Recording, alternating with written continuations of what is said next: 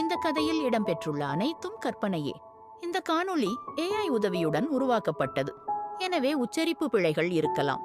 மேலும் காட்சிகள் பொருந்தி இருக்காது. இந்த கதைகள் சிறுவர்களுக்கு ஏற்றதல்ல.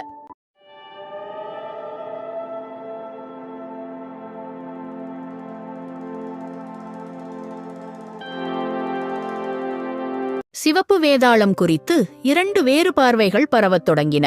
மிக வன்முறையான கொலைகளை சிவப்பு வேதாளம் செய்கிறான் என்றும், சட்டத்தை கையில் எடுத்துக்கொண்டு செயல்படுகிறான் என்றும் ஒரு பக்கம் பேசப்பட்டது.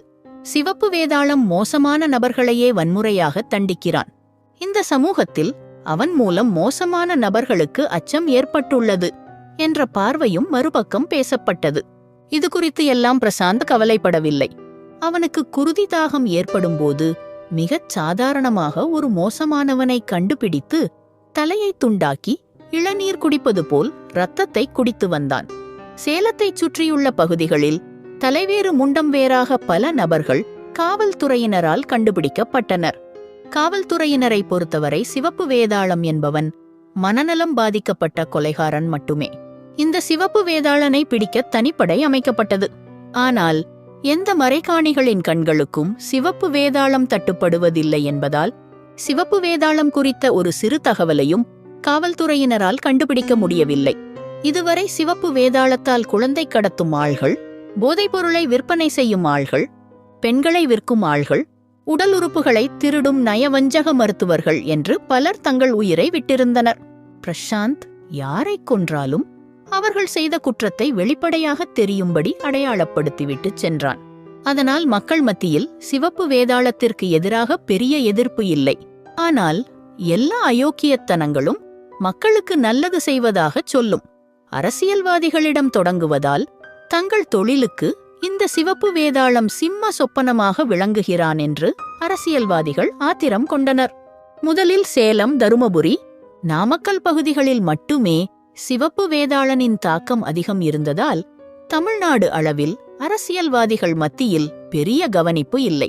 மேலும் சிவப்பு வேதாளம் சொற்களால் கட்டப்பட்ட போலி பிம்பம் என்ற ஒரு பார்வையும் இருந்தது. ஆனால் ஒரு குறிப்பிட்ட நிகழ்வு ஒட்டுமொத்த அரசியல்வாதிகளையும் சிவப்பு வேதாளனின் பக்கம் திருப்பிவிட்டது. மானசீகன் என்ற ஒரு பள்ளியாசிரியன் இருந்தான். அவன் ஒரு முக்கிய அரசியல் கட்சியின் மாவட்ட செயலாளரின் தங்கையை திருமணம் செய்திருப்பவன். மானசீகன் 11ஆம் வகுப்பில் வரலாறு பாடம் எடுக்கும் ஆசிரியன். இவன் நல்ல நுட்பமான ஆள். தன் சார்ந்திருக்கும் கட்சிக்கான கொள்கைகளை பள்ளிக்கூடங்களிலேயே மாணவர்களுக்கு மத்தியில் பரப்பக்கூடியவன். ஒரு ஆசிரியன் இதுபோல செயல்படுவது தவறாகும். ஒரு ஆசிரியன் பள்ளியில் ஒரு தனிப்பட்ட கட்சியின் கொள்கைகளை நேரடியாக பரப்பக்கூடாது. அது குற்றம். அதாவது மாணவர்கள் தங்களுக்கு கொடுக்கப்படும் அறிவை வைத்து சுயமாக தங்கள் அரசியல் பார்வையை உருவாக்கிக் கொள்ள வேண்டும். அதற்கான வாய்ப்பை வழங்குவதற்கான கல்வியைத்தான் ஒரு ஆசிரியன் மாணவர்களுக்கு கற்பிக்க வேண்டும். ஆனால் மானசீகன் தன் கட்சிக் கொள்கையை பள்ளிப்பாடம் போல் நடத்துவான். தன் கட்சி போலி வரலாற்றை உலக வரலாறு போல் கற்பிதம் செய்வான். இணையக்கூலிகளையும் இணைய வெறிநாய்களை உருவாக்கும் பணியை சிறப்பாகச் செய்வான். ஆனால் பிரச்சினை இங்கே இருக்கவில்லை. இவன் கொஞ்சம் சிக்கலான ஆசாமியும் கூட. அதாவது இவன் பள்ளி நேரங்களைத் தாண்டி மாலை நேரத்தில் மாணவர்களுக்கு தன் கட்சியின் சித்தாந்த வகுப்பெடுப்பான். அதில் ஒரு குறிப்பிட்ட காலத்தில் சில மாணவர்களை பாலியல் ரீதியாக தவறாக பயன்படுத்தத் தொடங்கிவிட்டான். இந்த வழக்கம் பல ஆண்டுகளாக தொடர்ந்து நடந்து வந்துள்ளது. இந்த விஷயத்தை தன்னோடு நிறுத்தாமல் தன் மனைவியின் அண்ணனான விஜயகுமாரையும் உள்ளே கொண்டு வந்து விட்டான் மானசீகன்.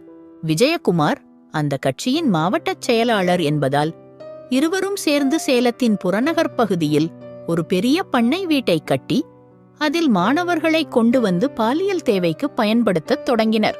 இது குறித்த அரசல் புரசலான தகவல்கள் வெளியே கசிந்தாலும் காவல்துறையினர் கண்டும் காணாமல் இருந்தது விட்டனர். ஏனெனில் விஜயகுமாரின் அதிகாரம் அத்தகையது. அவனை கேள்வி கேட்டால் அடுத்த நாள் ஏதாவது ஒரு சாக்கடையில் பிணமாக மிதக்க வேண்டி வரும். இந்த நிலையில்தான் பிரசாந்த் ஓர் இரவு பொழுதில் அந்த புறநகர் பகுதியில் உலாவி திரிந்தான். இவன் எதேச்சையாக அந்த பண்ணை வீட்டின் பக்கம் வந்தான்.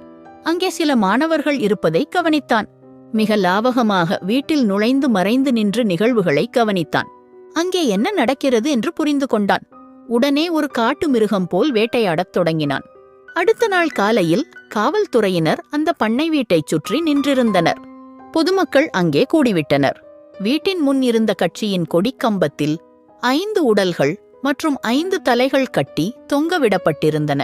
அந்த 5 நபர்கள் மானசீகன், விஜயகுமார், ஒரு மாநில மந்திரி, ஒரு மத்திய மந்திரி மற்றும் ஒரு வருவாய்த்துறை அதிகாரியாவர். அந்த வீடு முழுவதும் பாலியல் குற்றத்திற்கான தடயங்கள் ஏராளமாக இருந்தன.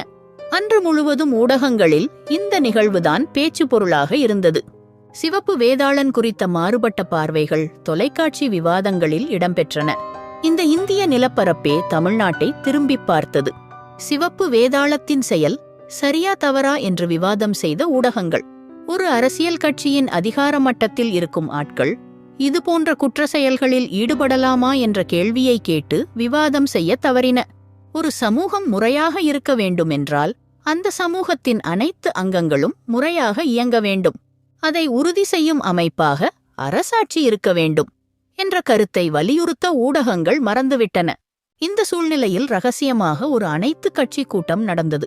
மக்களுக்காக அனைத்து கட்சி கூட்டத்தை நடத்தாத அரசியல் கட்சிகள் தங்கள் பிரச்சினைக்காக எதிரெதிர் திசையில் இருந்த கட்சிகளுடன் ஒன்றாக கூடினர். அந்த கூட்டம் சென்னையின் ஒரு பழைய கட்டிடத்தின் கீழ் இருக்கும் நிலவரையில் நடந்தது. கூட்டத்தில் முதலில் சிவப்பு வேதாளன் குறித்த தங்களுக்குள்ளான சந்தேகங்களை தீர்த்து கொண்டனர். ஏனெனில் ஏதாவது ஒரு அரசியல் கட்சி சிவப்பு வேதாளனை அடியாளாக பயன்படுத்தியிருக்கலாம் என்ற சந்தேகம் அவர்களுக்கு மத்தியில் இருந்தது. ஆனால் எந்த அரசியல் கட்சியையும் இந்த சிவப்பு வேதாளன் சார்ந்திருக்கவில்லை என்பதை அவர்களுக்குள்ளாக பேசி முடிவு செய்து கொண்டனர். சிவப்பு வேதாளம் எப்படி வருகிறான், எப்படி போகிறான், அதற்கான தர்க்க ரீதியான வாய்ப்புகள் என்ன என்று விவாதம் செய்யத் தொடங்கினர். அந்த விவாதத்தின் முடிவில் சிவப்பு வேதாளம் தர்க்கத்தில் பொருந்தாத அதிமனிதன் என்ற முடிவுக்குத்தான் அவர்களால் வர முடிந்தது. சிவப்பு வேதாளம் ஒரு மீமனிதனாக இருந்தால் அவனை எதிர்கொள்ள ஒரு மீமனிதனால் தான் முடியும். மீமனிதன் தர்க்கத்தில் பொருந்த முடியாத நபராக மட்டுமே இருக்க முடியும். தர்க்கத்தில் பொருந்தாத நபர்கள் கதைகளில் மட்டும் இருக்கிறார்கள். கதைகளில் மட்டும் வரும் மீமனிதனை எங்கே போய் கண்டுபிடிப்பது என்ற கேள்வியே அங்கே எஞ்சி நின்றது. இந்த கூட்டத்தில் ஸ்நேகன் என்று ஒரு அரசியல் கட்சி தலைவரின் மகன் கலந்து கொண்டான். அவன் இந்த சிவப்பு வேதாளனுக்கு எதிராக ஒரு தீர்வை கொண்டு வந்திருந்தான். தன்னுடன் நியூயார்க் நகரத்தில் படித்த கேல்பேட்ஸ் என்ற ஒரு இளம் விஞ்ஞானியை அழைத்து வந்திருந்தான். கூட்டத்தின் மத்தியில் எழுந்து நின்றான் ஸ்நேகன். எல்லோருக்கும் வணக்கம். சிவப்பு வேதாளன் ஒரு மீமனிதனாக இருந்தால் அவனை எதிர்கொள்ள என்னிடம் ஒரு தீர்வு இருக்கிறது. ஆங்கில வரைகதைகள்ல வருகிற மாதிரியான ஒரு தீர்வுதான் அது. நீட்சே வெகு காலத்திற்கு முன்பே கடவுள் இறந்துவிட்டார். அதற்கு தீர்வாக அதிமனிதன் வரப்போகிறான் என்று சொன்னார். அந்த அதிமனிதனை நம்மால உருவாக்க முடியும். என் தோழன் கேல்பேட்ஸ் ஒரு புது வகையான வைரஸை உருவாக்கியுள்ளான். அந்த வைரஸை ஒரு மனிதனின் உள்ளே செலுத்துவதன் மூலம் அந்த மனிதனை 1000 மடங்கு வலிமையானவனாக மாற்ற முடியும் என்று சொன்னான் ஸ்நேகன். அது எப்படி என்று எங்களுக்கு விளக்க முடியுமா என்று கேட்டார் ஒரு கட்சித் தலைவர். முடியும் என்று சொன்ன ஸ்நேகன் தொடர்ந்து பேசினான். எனக்கு நீங்கள் பொருளாதார உதவியை செய்ய வேண்டும். அப்படி நீங்கள் எனக்கு உதவினால் உங்களுக்காக என்னால் ஒரு போர்ப்படையையே உருவாக்க முடியும் என்றான் ஸ்நேகன். கடைசியில் பணத்தில் வந்து நிற்கிறாய் என்று ஒரு மாவட்டச் செயலாளர் கேலி செய்தான். அடே, நான் ஒரு முக்கிய அரசியல் கட்சித் தலைவரின் மகன். என் தேவைக்கு மேலே என்னிடம் பணம் இருக்கிறது. ஒரு தீநுண்மி உருவாக்குவது அவ்வளவு எளிதான காரியமல்ல.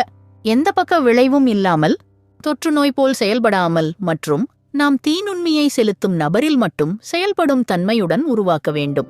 அதற்கு போதுமான பொருளாதாரம் வேண்டும் என்று விளக்கம் கொடுத்தான் ஸ்நேகன். ஆனால் அங்கே யாருக்கும் அவன் மீது நம்பிக்கை வரவில்லை. அங்கே அவர்கள் வேறு தீர்வை குறித்து பேசத் தொடங்கினார்கள். ஸ்நேகன் அந்த கூட்டத்தில் ஒதுக்கப்பட்டான். அவனுக்குள் ஆத்திரம் பெருகி வரத் தொடங்கியது. இருந்தும் அமைதியாக இருந்தான். அவர்களின் விவாதத்தை அமைதியாக கவனித்தான். கடைசியில் புரோகிதர்களை கூப்பிட்டு ஒரு யாகம் நடத்த முடிவு செய்தனர் அங்குள்ள அனைவரும். இது ஸ்நேகனுக்கு ஏமாற்றமாக இருந்தது. இந்த முடிவுடன் அந்த கூட்டம் கலைந்தது. எல்லோரும் வெளியேறிச் சென்றனர். ஸ்நேகனும் அங்கிருந்து வெளியேறினான். நிச்சயமாக சிவப்பு வேதாளனின் அடுத்த தாக்குதல் தன் பக்கமாக இவர்களை கொண்டு வரும் என்ற முடிவுக்கு வந்தான் ஸ்நேகன். தன் தோழன் கேல்பேட்ஸை கூட்டிக் கொண்டு தன் பிரம்மாண்டமான மாளிகையை நோக்கி தன் மகிழ்ந்தை செலுத்தினான். இதற்கு மத்தியில் மத்திய அரசு சிவப்பு வேதாளன் விஷயத்தில் தங்களுக்கான வேலையை செய்யத் தொடங்கினர். ஒரு மத்திய மந்திரியின் கொலை இந்த நிகழ்வில் நடந்துவிட்டதால் அது இந்திய இறையாண்மையை கேள்வி கேட்கும் அளவுக்கான செயல் என்று பிரதமர் நினைத்தார். இந்த விவகாரத்தில் மிக விரைவாக சிவப்பு வேதாளத்தை பிடிக்காவிட்டால் தன் ஆட்சிக்கு சிக்கல் வரலாம் என்று அவர் நினைத்தார். எனவே தமிழக முதல்வருடன் கலந்து பேசி ஒரு ரகசிய உளவு படையை சந்திரசேகர் என்ற இராணுவ தளபதி தலைமையில் வடிவமைத்தார். இந்த உளவு படையில் 2 வகையான ஆட்கள் இருந்தனர். முதல் வகையினர் ஆயுதம் ஏந்திய இராணுவ வீரர்கள் சேலம் பகுதியில் கண்காணிப்பில் ஈடுபடுவார்கள். 2ஆம் வகையினர் மக்களுடன் மக்களாக கலந்து உளவு அறியும் ஒற்றற்படையினர் ஆவர். இவர்கள் சேலம் பகுதியில் பொதுமக்களிடையே உலாவித் திரிந்து தகவலை சேகரிக்கும் வேலையை செய்வார்கள். சிவப்பு வேதாளம் இவர்களிடம் சிக்கிக் கொள்வானா இல்ல தொடர்ந்து குருதி குடிப்பானா என்று அடுத்த அத்தியாயத்தில் பார்ப்போம்.